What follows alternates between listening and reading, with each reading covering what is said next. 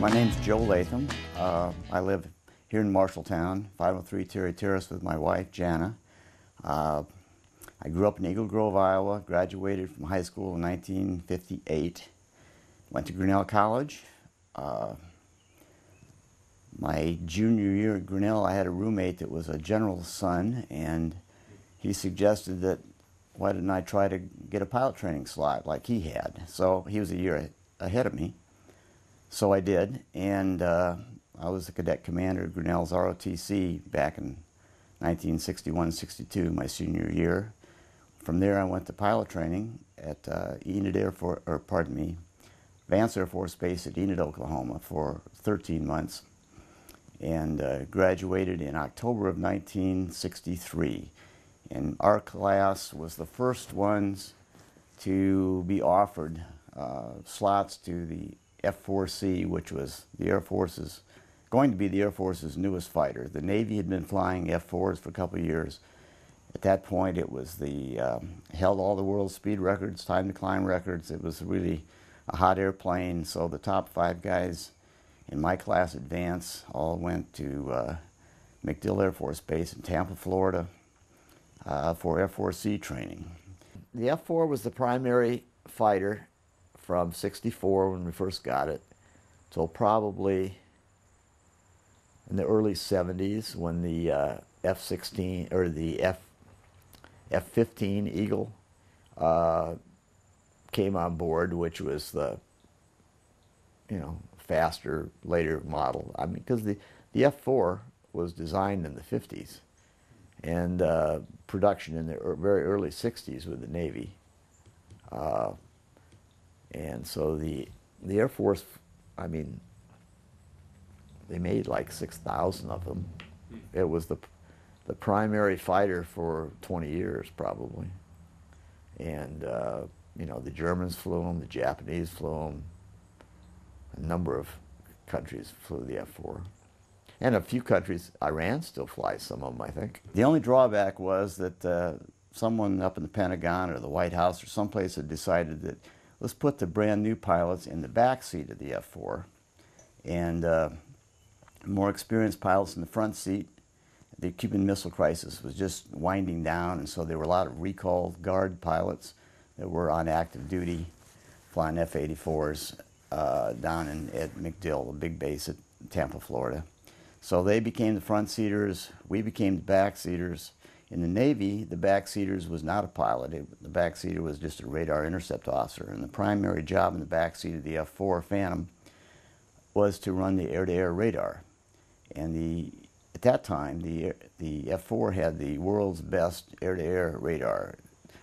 We could lock on to targets out at as far as 50 miles if it was a large enough target, and for radar intercepts. And the plane had been designed basically for the Navy to intercept Russian bombers attacking the fleet. But anyway, the Air Force decided that they would like the fighter also and develop it into a fighter bomber. And so we all started out in the back seat, and fortunately we had a squadron commander that said, I want that back seater to get every other landing after the first 2 of the month. And so we got a fair amount of landings and takeoffs and backseat time.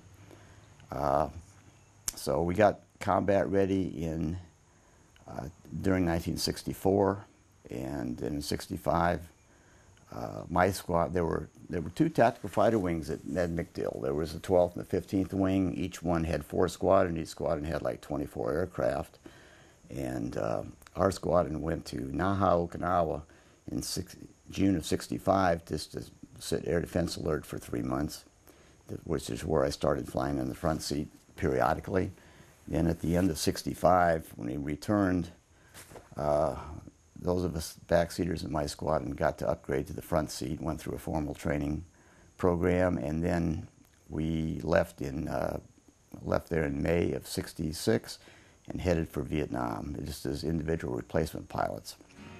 And the sign said the words of the prophets are written on the subway walls, the tenement halls, whispering sounds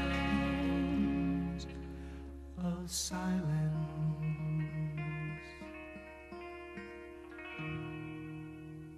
The airplane, again, that I flew was identical to the plane that's at the American Legion Golf Course here in Marshalltown, and is just by circumstance, odd circumstance, that's a plane. I had actually flown that plane on one of my missions in North Vietnam in 1966.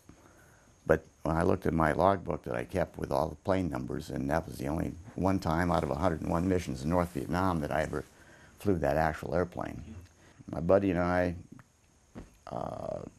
been my roommate, a fellow named Murray Borden from North Carolina.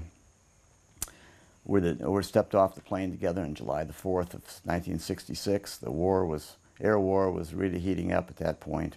We came in as individual replacement pilots. And it was kind of surprising to me because the fellows that went to Ubon, Thailand,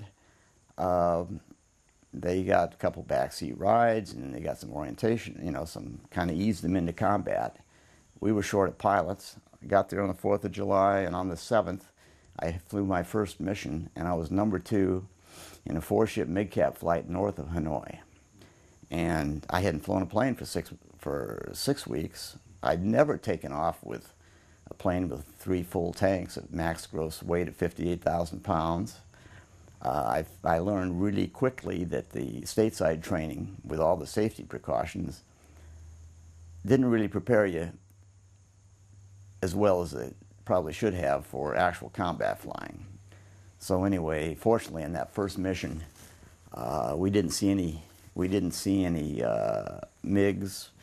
We didn't see any missiles, surface-to-air missiles. Of course, we weren't dropping bombs. We were looking for MiGs, but they were to protect the bombing flights. Nothing happened except I did listen to an F-105 get shot down. And the very next day was my first mission in the southern part of North Vietnam in the daytime, where we just kind of were patrolling around, didn't see any trucks, decided to bomb on a bridge. And I laugh about this, but I hadn't done any dive bombing in a while, and you roll in from about 10,000 or 12,000 feet in a 45-degree dive bomb. I had 4 bombs, had this little bridge. You drop all your bombs in one pass, they ripple off. You hit the pickle button, they all come off in sequence. Cut the bridge at a slight angle, and I pulled off. I looked back, and I put 2 bombs on each side of the bridge. It was a perfect pass, and I didn't hit a thing. Again, but there was no defensive reaction. So we started flying almost every day. In fact, I flew 101 missions in North Vietnam and 18 other missions in South Vietnam or Laos in less than 6 months. And with the weather, getting rained out for weather or weathered out, or sometimes an aircraft maintenance problem. You know, I was on the schedule, it seemed like almost every day. The F-4 is out of Da Nang. Da Nang is up on the coast, just not too far from the DMZ, the demilitarized zone. And so when we flew way up north, then we would take off from Da Nang, fly over to northern Thailand, hit air refueling, go on up through Laos, and then cross into North Vietnam, normally cross the Red River, about 50, 60 miles, to cross the Red River, then come down what they called Thud Ridge, the line of mountains down the Red River down towards Hanoi.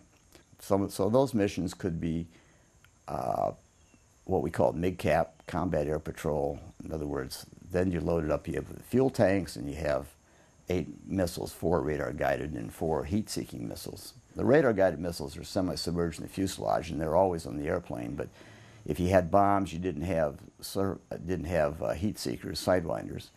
And of course, the F-4C and the later model, the D, were the new airplanes, and guns were thought to be obsolete, so we didn't have any guns. And of course, if you get inside a half mile in a fight, if you don't have a gun, you can't shoot, you know.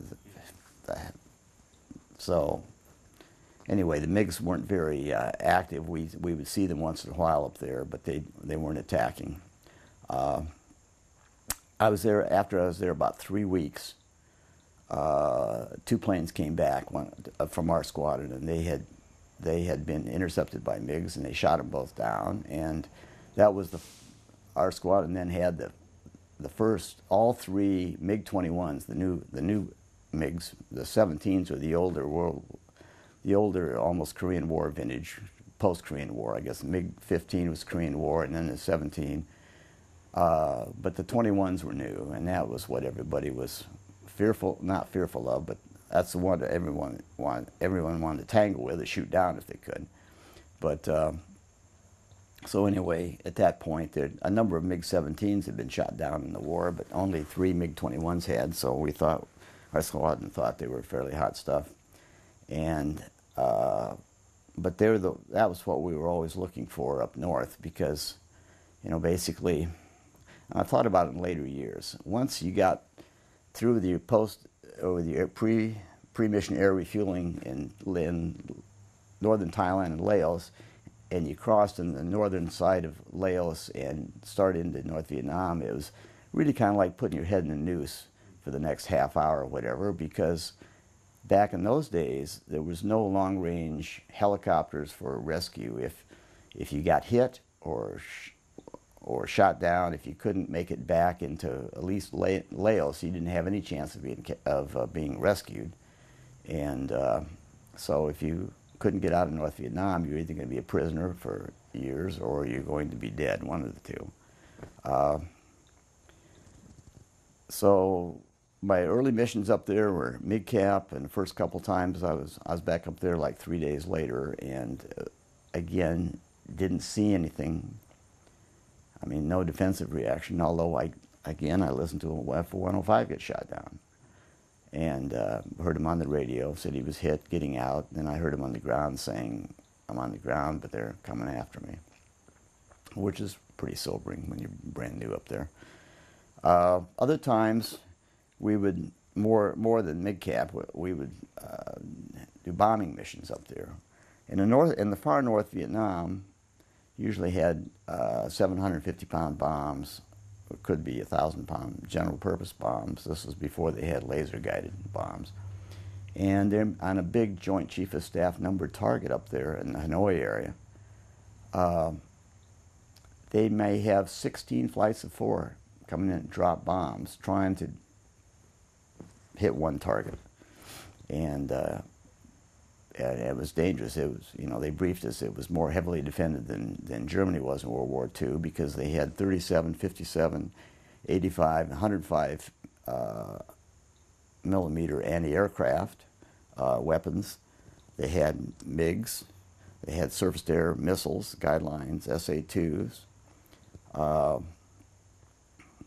And well, that was it, the anti-aircraft and surface-to-air missiles and MiGs. Later on in the war, a few years later, two F-4s would go up, one with a laser-guided bomb, the other with a designator, and they'd toss that laser-guided bomb into kind of a big cone, and the other F-4 would keep his designator on the target, and they could drop, 2 planes would go up and drop the span they wanted to drop, and where 16 flights of 4 might not even make it that day, you know, because when the dropping air-to-ground bombing up in North Vietnam was basically, we just had a fixed sight. We had a reticle in the combining glass, a round red circle, red dot in the middle, no other indication, no, like they have in modern fighters, I mean, no roll tabs or any indication of your speed or altitude or anything else. So all we could do is put so many mils of depression in and figure out, okay, for a 45-degree dive bomb, I want X number of mils, and then try to hoping you roll in. You know, if you're a little too steep, your bomb's going to go long. If you're a little too shallow, it's going to go short. If you're too fast or too slow, of course, you're gaining speed all the way you come down. And way up in North Vietnam, if you're flying around about 550 knots all the time, because you had to keep going fast. And so it wasn't very difficult to throw a bomb 150 feet off the target. Plus, if you had everything else nailed, the bomb's still going to drift 1 knot or 10 feet for every knot of wind at release. So it was kind of, one of my old buddies used to call it just about now. That was, whatever kind of feels like is what, when you drop the bomb.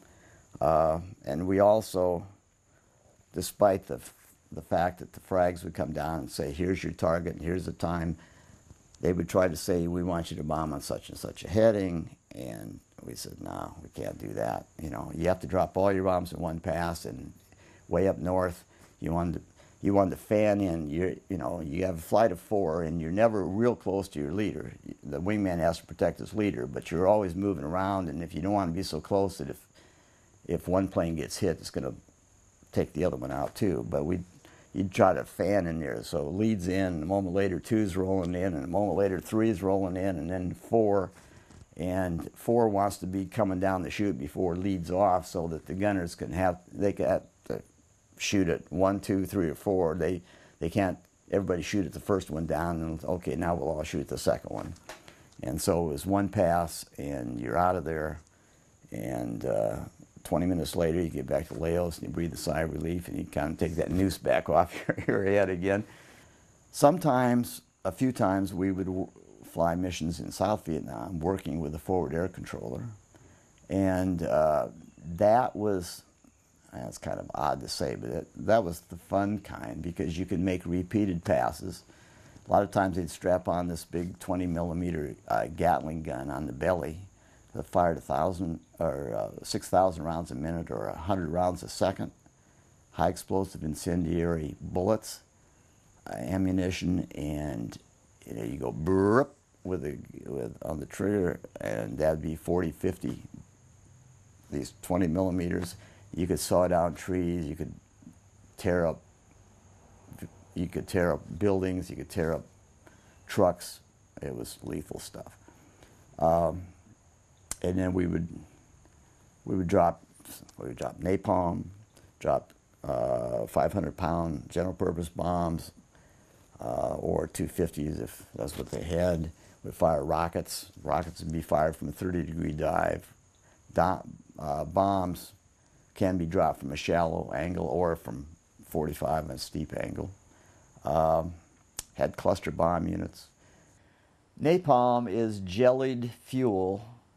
It's in a big canister, and it has phosphorus at each end, and when the canister, you drop it, there's unguided tanks. You drop them from a low angle, and fire, and the jelly spreads out, and the phosphorus ignites it, and basically it's just a huge amount of flames, and it burns for about 30 minutes, and it's very effective, and you certainly wouldn't want to be on the receiving end of it. And we dropped a fair amount of napalm at night. In fact, my number 2 guy at night thought that I'd blown myself up once, because something happened, and one of them went off just as it was released from the plane, because I saw a big flash in the mirror, and fortunately it didn't hit my plane. But yeah, you see them a lot in like war movies, because if a plane comes in and drops a whole huge amount of fire, that's napalm. My squadron flew a month days, a month nights, a month days, a month nights, and at nights we would go in 2-ship formation, take off from Da Nang, lights out, because there were always Viet Cong around the outside of the airport, airfield, lobbing mortars in and shooting planes heading off and whatever. You take off, you go up the coast, over the water, and then come into North Vietnam, just north of the DMZ. And we're mainly looking for interdiction, looking for trucks, people, whatever, on the Ho Chi Minh Trail coming down. And so number 2 would oftentimes, as a first lieutenant, I didn't have enough rank to lead 4-ship flights up in the far north, but at night, lieutenants got to fly a lot at night because the senior officer didn't care for it too much, and because you're flying around when it's almost pitch black usually. But you'd take off, and your number two guy would be 6 or 7 miles behind you in trail. You're both at 420 knots, which means it's at 7 miles a minute, and you'd come into go to the target area, and lead would pick off a couple flares that pop off, and then they kind of come down the parachute, and about the time the flares lit everything up, two's ready to roll in, and then from then on, the two of you just work the target. And we would fire rockets, pods of 19 rockets in a 2.7-inch rockets in a pod, fire the whole pod at once. We've dropped napalm, dropped general purpose bombs, cluster bomb units, which were like 600 hand grenades coming out of 19 tubes. All this stuff was wicked enough that I thought, if I ever get hit here, I'm staying in my plane until I can get to the water, because if I jump out here and survive, I won't be alive long enough after they get me to ever be a prisoner. So we did that. I flew off and on almost 3 different months flying those missions. Of course, the most exciting mission that I flew was November the 5th. It was like my 86th mission. We had a 4-ship escort flight. We were loaded, just like loaded for mid-cap flight. In other words, 600-gallon centerline fuel tank, 2 370-gallon wingtip fuel tanks, inboard pylons. We had 2 Sidewinder missiles on each inboard pylon. Those are heat seekers. And of course, we had the 4 radar-guided semi-submerged AIM-7 missiles in the fuselage. And our job was to protect what they called an EB-66 electronic bomber. It was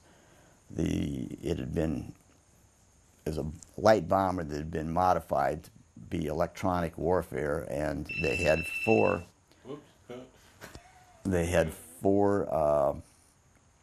weapons, electronic warfare officers in the belly of this that were running jamming equipment. And so they would fly a big racetrack orbit, probably 50 miles north of Hanoi, 30, 40 miles in a big racetrack orbit, and they're jamming the North Vietnamese fire can radar for the anti-aircraft, and they're also trying to do some jamming against any MiGs that might come up. So that day, we briefed that day for this escort mission, and intelligence said, well, the squadron next door tangled yesterday with MiG-21Ds. Now, the D was a brand new all-weather version of the MiG-21. I really wasn't even familiar with it. I just knew, MiG-21Cs is all I'd ever seen or heard of. Well, the Ds were kind of like we were. They were a newer plane, all-weather. They didn't have guns either, which was very fortunate for us, as it turned out. So they had Beam Rider radar-guided missiles, and they had their copy of our Sidewinder missiles. And so anyway, I remember telling the crew chief, boy, if there's ever a chance to get a MiG, today is probably going to be the chance, because the MiGs hadn't been coming up, or nobody in our squadron had any engagement since July, and this was November. So anyway, we get our air refueling and join up with the B-66s just as we were entering North Vietnam. Turns out that the second one had air aborted, so there were 4 of us and 1 EB-66. So I was number 2. Jim Tuck was my flight lead, and he told 3 and 4, okay, you guys just play mid-cap, you go high. I didn't see him after that. They were up there someplace, but anyway, so we escort this EB-66. Newark 01 was this call sign, and we crossed the Red River between Phu Tho and Yen Bai, which is both places you didn't want to ever fly over. You always crossed in between, and then proceeded to the orbit area, which was 50, 60 miles north of Hanoi, pretty close to China, east and west. That day we had talked about it. If we got jumped, we figured that the North Vietnamese were probably listening to our radio calls, because we're always on the same frequency up there, it seemed like. And, when you're flying a mission, when you get to a certain fuel state, the first plane to get there we'll call bingo. That means, hey, fuel's down to this point, it's time to go home. Well, bingo fuel way up there it was like 6,500 pounds of fuel, because you know, even when we left up there, we had like 100 nautical miles. That'd be 115 statute miles to go just to get to the very northern edge of Laos, and that didn't guarantee you that you'd be captured, or that you'd be rescued, I'm sorry, if anything happened. So anyway, we decided that day that we'll call bingo at 9,500 instead of 6,500. Give us 3,000 pounds of fuel to, and a pound of fuel weighs roughly 8 pounds, so a couple thousand gallons of, more than that, of fuel to fight with if we get jumped in. Well, sure enough, we're escorting back, we're orbiting, and we're heading east for the very last orbit, and well, I guess I should explain this. EB-66 wasn't real fast. We were up at 30,000 feet. We could barely get them to keep 300 knots, which was too slow for us. But so we put him out front, and Jim and I flew about 1.25 miles to 1.5 miles apart, about 1 mile back from him, figuring that the MiGs would have to come between us or in front of us in order to attack the B-66. We weren't expecting him to make a head-on attack. So we're heading east on the last orbit, and I looked down. I had 9,500 pounds. I said, "Opal 2's bingo," and that's all. You know, so everybody knows. Okay, I'm down to that fuel state, and then the B-66 starts making his left turn. And about that time, John Rubini, my flight leader's backseater, radios. He says, "I've got a contact 12 o'clock at 12 miles. In other words, he locked on to this MiG at 12 miles out, just as we're turning around to go the other way. And very shortly after that, Klaus at my backseater, he locked on to probably the same plane. It could be the other one, because there were two of them that attacked us. And he was coming down, and I can tell you that gives you a scary feeling, because you have to stay with the EB-66 because you're his protection. You can't go off and get him. The last thing you want to do is turn around and fly away from him, and he's coming at you. So then, you know, jettison my last 2 fuel tanks, and because they were empty, jettisoned the fuel tanks, went up to 100% power, tried to get some airspeed, start weaving around looking at, but you know, you have to keep your eye on the B-66. It's 1.5 miles from you, and it's kind of hard to spot, and it's easy to lose them. And the long and short of it is we got turned around. About 20 seconds after we get turned around, this MiG-21 flashes by about a couple thousand feet off my right wing, and it went right between us and launches this Beam Rider missile at the EB-66. And immediately, as soon as he launched it, Jim Tuck, screamed to the B-66, "Break right, break right." And I looked down at changed some switches, looked back up, and the second MiG-21 goes by me. And now, you know, we were picking up some speed, but these guys are supersonic, and they came breezing through there. Well, what really should have happened, the B-66 broke at just in time that the missile missed him. And if the 2 MiGs had just shot on through, that would have been the end of it. But they didn't. All that,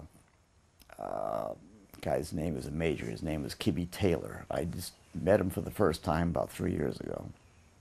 And this happened almost 50 years ago. But anyway, he goes in this screaming right-hand tight turn, as tight as he could pull it, high G turn, and spiral down, because he's unarmed. And this is his first flight way up in North Vietnam. He had a structure pilot sitting behind him that couldn't even see out of the plane. But so there were 7 of them in that plane going down, and I could imagine how they must have felt. But anyway, next thing I know, I'm tracking 2 planes ahead of me, but it's late in the afternoon. Because we didn't take off till like 2:25 in the afternoon. It's late in the afternoon, and we're heading west, and it's kind of down in the shadows. And I made a radio call. I said, "Tuck, there's a MiG." I won't say what I actually said, but there's a MiG behind you. And I I had a growl in my headset, so that my Sidewinder missile, the heat seeker, was tracking the infrared source. But I couldn't fire because there's 2 planes down there. I didn't know, you know, I was pretty sure it was Jim Tuck and Mig behind him. But I didn't know which plane my missile was homing in on. And a moment, as it just turned out to begin, a moment later, Jim called for the B-66 to reverse his turn because the MiG of what the lead MiG was doing. Jim reversed, and the second MiG pilot did exactly what he should have done. He was in so close that he couldn't fire his missile either. He was inside of a half mile, and he was too close. If he'd had a gun, that would have been the end of my flight leader, I think. Anyway, Jim Tuck reverses back to the left, and the MiG pulls on up like this to gain some spacing. As he pulled up like this, suddenly the sunlight hit him, and here's this beautiful silver platform with a MiG-21 with a big red star on the right wing, about a half mile in front of me. And so I'm pulling up behind him, and missiles, the growl still going on. All of a sudden, he starts rolling back to the left because he was just going to get some spacing so he could roll back in. So even though I was a little bit more than 20 degrees aspect off of his tail, and that was supposed to be the limit, he really wasn't turning too much. So I fired 1 missile, and the Sidewinder snakes off. I mean, it goes kind of zigzag out like a snake, and exploded in a big red flash right on his tail, and part of his tail came off. And a moment later, you know, these 2 things jettisoned. It was like he jettisoned his tanks. No, he didn't have tanks. Then I looked again, and his chute opened, and then his canopy was dangling down below there. So I remember seeing that for a quick moment. So then I just immediately, instinctively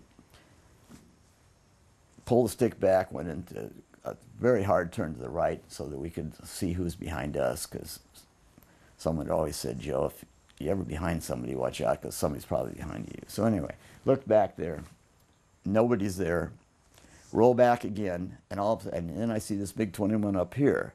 And I thought, oh my goodness, I've got this guy too, because I started to roll over, and all I had to do was roll over it and be right behind him.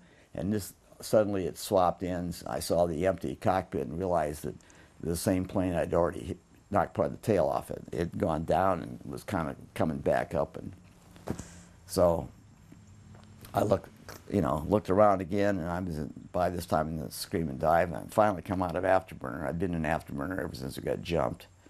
And I looked down, and I was just down below 6,500 pounds, so I really was down to, you know, minimum fuel for that point. And I was rereading last night, rereading my excerpts from my letters home and whatever. I said that I wrote, the very next day, that I came out of that dive at 68, from 30,000 feet, where it started. I came out at 6,800 feet at 1.2 Mach, pull it out because I'd been in full burner and heading downwards, and anyway, pulled up and started zigzagging around trying to find the rest of the flight, and realized I was really low on fuel. And the long and the short of it was, just after this guy jumped out, Jim made one more pass on the lead MiG and fired his missiles, and didn't see a hit, but just as he was about to break off, that guy ejected. And so fortunately 3 and 4 were still up above us, so they joined up with the EB-66 and escorted him home. They had plenty of fuel. Kibby Taylor told me that he kept his high G turned down to about 9,000 feet, and he couldn't go any lower than that. And he said all of a sudden there was a little white puffy cloud, the only one around, and he ducked into that cloud until he was told, they told him they could come out. And so Jim and I did not join up again because we were about 10 miles apart. We knew where each other was, and we were both low on fuel, and we were both climbing out. And I'm thinking, okay, I've got over 100 miles to go. I have to cross the Red River, cross the Black River. If anybody comes after me, they're either going to shoot me down or they're going to run me out of fuel, because I don't have anything left to fight with. And fortunately, we both climbed out. Nobody came after us.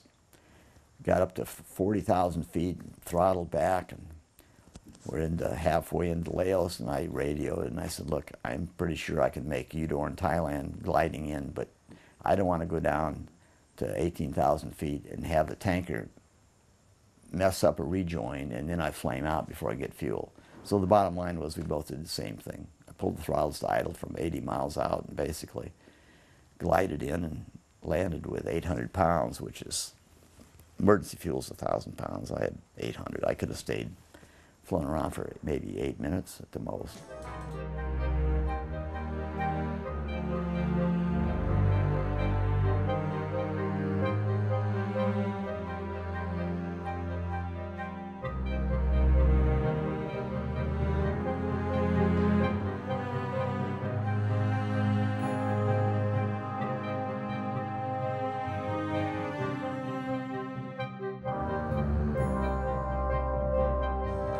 A year ago, I happened to, through some contacts, I happened to get in the mail emailed three sheets. One that showed the picture of the pilot, the lead pilot, and what his history was. The second sheet was the guy that I shot down, what his history was, and the third sheet was the North Vietnamese version of what the engagement was. And fortunately, a second flight of two MiG-21s took off like 3 or 4 minutes later, but were vectored to in the wrong direction. So if it hadn't been for that, I might have spent 6.5 years as a POW like my buddy Joe Krecka that flew with me the day that I flew the plane here. I was 10 miles away from him in another flight of 4 in early December when he got hit by a surface-to-air missile that punched through the undercast. He didn't, from below, he couldn't see it coming. And his front seater, who had been my squadron mate in the early days, was killed, and Joe spent 6.5 years as a POW. Came home in, spring of 73, I guess it was. The MiGs didn't use very good tactics. And we were very fortunate because this was back in the days we didn't have any type of warning gear. If you either had to see the MiGs, or not the MiGs, excuse me, you had to see the SAMs, the surface-to-air missiles, and avoid them, or they missed you, or they got you, one of the two. Because a little bit later in the war, you know, they got raw radar homing warning gear that would alert you when a missile was going to be fired. They go into high pulse rate frequency just before they fire, and so you'd have an alert and you have a vector and you know where they're coming from. But when we were up there and we got SAM shot at us fairly often, if you could see that little red dot to start with, because that's just the red exhaust when it's still, you know, that's all you could see to start with. Now it's getting a little closer, you see this little white telephone pole that's on. But they'd get up to Mach 3 at burnout, so they're going very, very fast, but they had fairly small fins. And so if you saw them coming, you know, we'd be up 20-some thousand feet usually.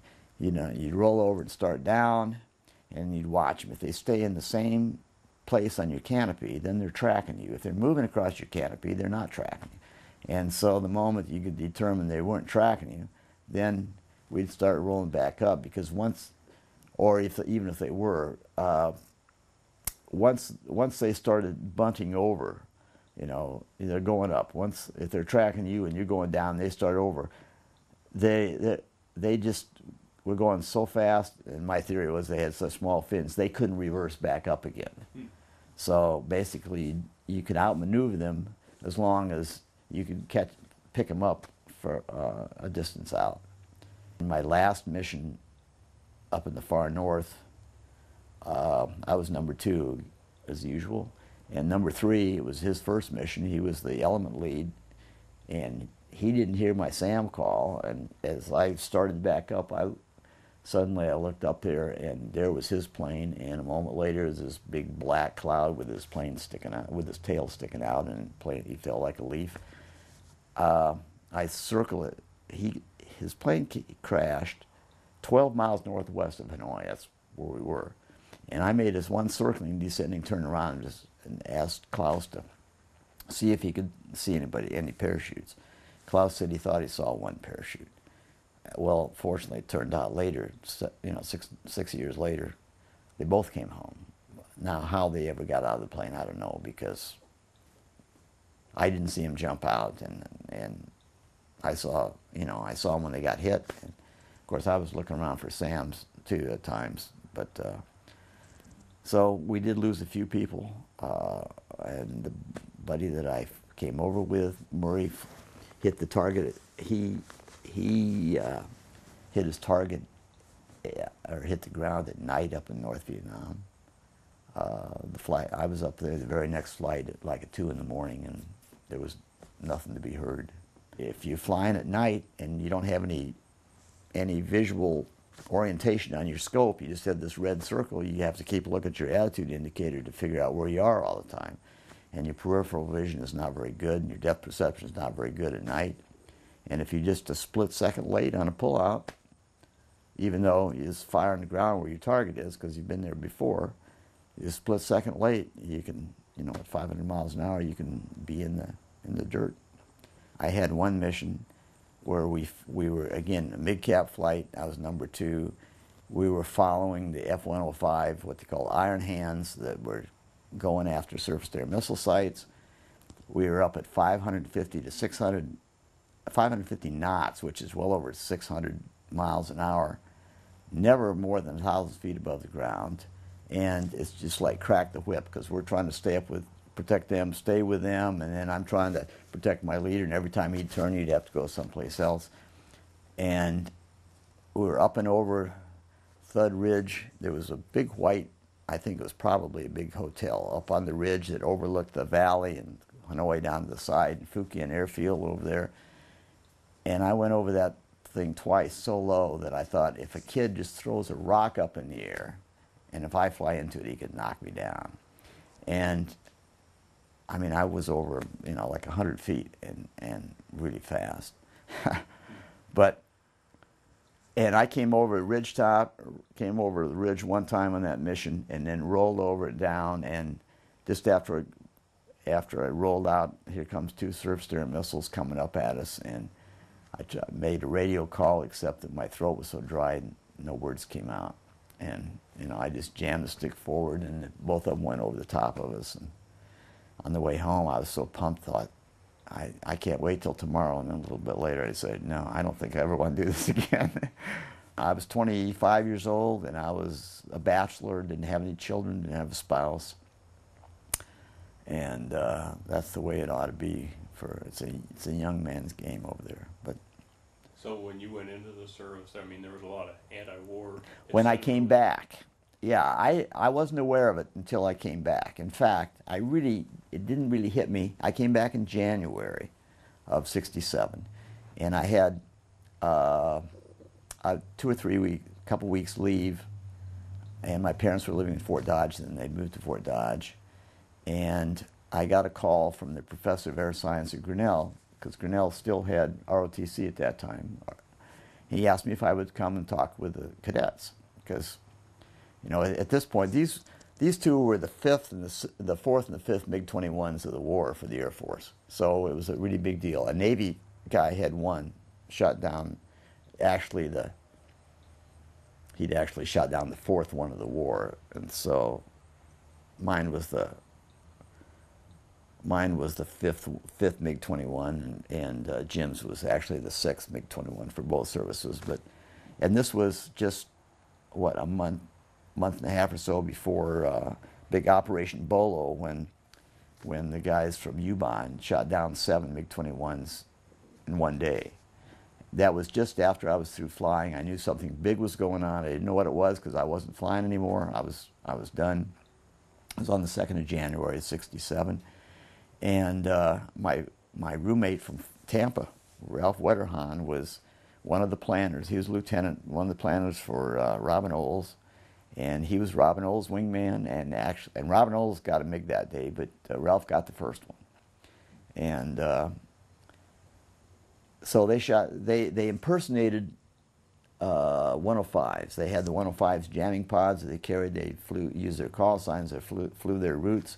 The MiGs launched out there thinking they were 105s. The Navy was gone. Nobody's in there, so they could have at them. And then some flights from Da Nang I watched them take off. They flew up the coast, and they were to come in and from the Haiphong side and go to the MiG bases and shoot down the MiGs as they came back, the ones that they didn't get out there. But the weather was bad, and they could not get in from the Gulf. We could not fly in clouds at all up there because we had to have visual conditions in order to see the surface-to-air missiles. If you were in a cloud, you were just a dead duck, and there were surface-to-air missiles all over North Vietnam at that point. But had there been good weather, they might have knocked out most all the MiG-21 fleet that day. It was very, very successful.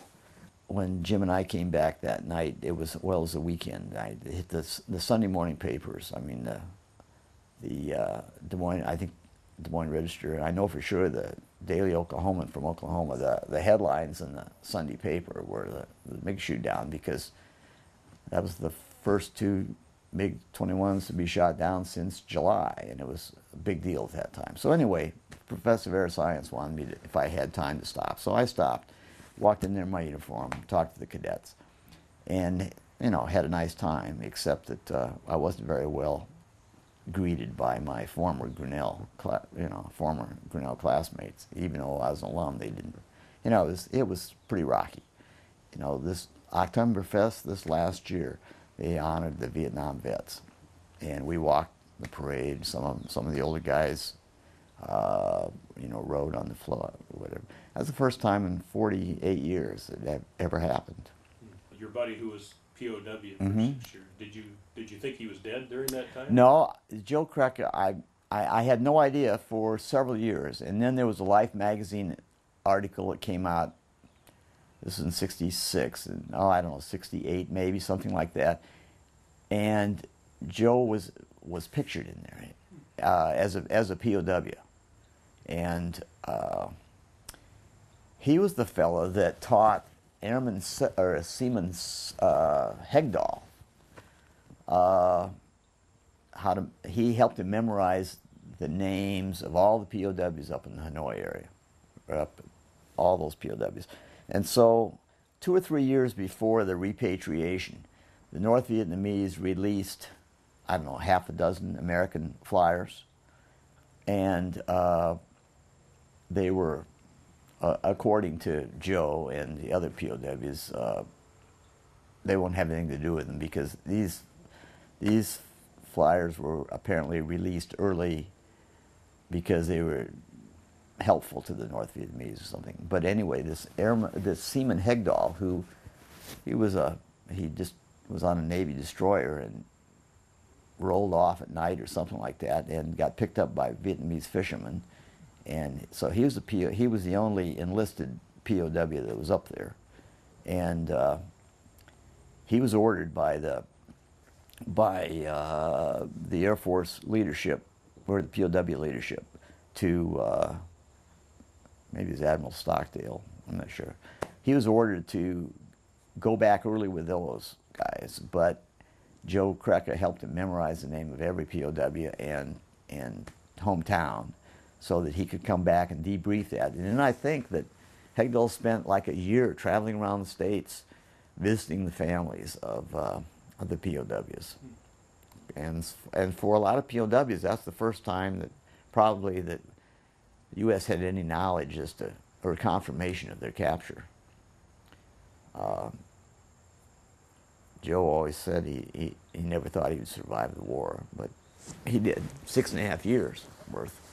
While you was over there, did you have any knowledge of what was going on in other parts of the war over there? Not too much. Not really. I mean, there was the Army. The Marines had the other side of the airfield, and the Marines were flying. The Navy and the Marines were flying off of the other runway. And I'd go over there to their little PX over there had more camera equipment than we had, and so I'd go over there sometimes, and you'd see these Marines, young Marines, just out of the bush, think, oh my God, I'm glad I'm not there, I mean, I didn't ever sleep we slept in the screen in hooches, but I mean, I did never go out in the jungle. or sleep in a tent, or, you know, I had regular meals. They weren't great, but, you know, they were meals. And then later on at night, we had some air-conditioned units that were kind of like, you know, flying on an airplane, but that we could sleep in during the day when we were flying at nights. And so it really wasn't so bad. And, you know, our whole world was pretty much the air war, and we didn't have television. So we knew that there was, you know, a lot of anti-war stuff going on at home, but it didn't really touch us until we came back. Okay. Could you describe coming home? I was kind of uneventful, you know. I got on this plane, this big, you know, this big airliner. It was Northwest Orient at that time, and flew to Japan and changed planes there and flew home. I talked to this one stewardess, I was sitting at the back of this DC-8, and I said, I know it's a big airline, but do you ever know Ron Heitritter? Because Ron was from Sioux City in northwest Iowa, and he was a pilot training classmate, and he was in National Guard, so he went back to Sioux City and had gone to Vietnam in the 100 for South Vietnam for a year, but I knew he was a Northwest pilot. She says, oh yeah, we were shopping in the Ginza yesterday. I thought, man, we felt sorry for him because he was just a National Guard kid. He wasn't a real Air Force pilot like we were. He was a National Guard pilot. Well, he had the last laugh. He signed up with Northwest in '65, and my pilot training class still gets together. We had our 50th reunion just this last year in upstate New York. Ron was the senior 747 captain for Northwest for his last 3 or 4 years, you know, so he had it made. But so we flew home, and you know, my folks met me, basically, and that was it. But yeah, it was great to get back. And then I went from there I went to Seymour Johnson Air Force Base, North Carolina, for 3 years. Where when I left Da Nang, I was still a first lieutenant. I made captain on the way home, and first lieutenants at Da Nang, you know, you almost had to have permission to go to the bathroom by yourself. You know, you couldn't lead 4-ship flights. You couldn't. Well, I used to pull mobile control all the time, but then later they said no. They went by rank, so you really couldn't do a whole lot. I got to North Carolina. They were just getting rid of 105s, getting brand new F4D models in. I was only one other guy on the base had any combat experience in the F4, so before you knew it, I was an instructor pilot, and I was a flight examiner. So for 3 years, I really had it made because, well, one, I'd been flying the F4 since they were new, and secondly, very few guys are lucky enough to shoot down MiGs, and so that just kind of set you aside, you know, because everybody was envious, and if you shot down a MiG, you must have been good, and really, you must have been really lucky instead of good. So, yeah, for 3 years, I was an instructor pilot. I was the stand and val pilot. That's the pilot that in the squadron that gives the check rides to everybody else. And I was the general's IP. Whenever the general officer wanted to fly the F4, they have to have an instructor pilot in the back seat. And I flew in President Eisenhower's funeral, flyby. Flew supersonic intercept in the biggest firepower demonstration that the Air Force had in '67, the very day that my son was born. I didn't tell him my son was being born. They would have grounded me. But got to fly the, you know, supersonic, fast as the plane would go, 100 feet in front, you know, out in front of the stands and whatever. So it opened doors. But I got out of the Air Force thinking I had a job with the airlines, just as the airlines laid off.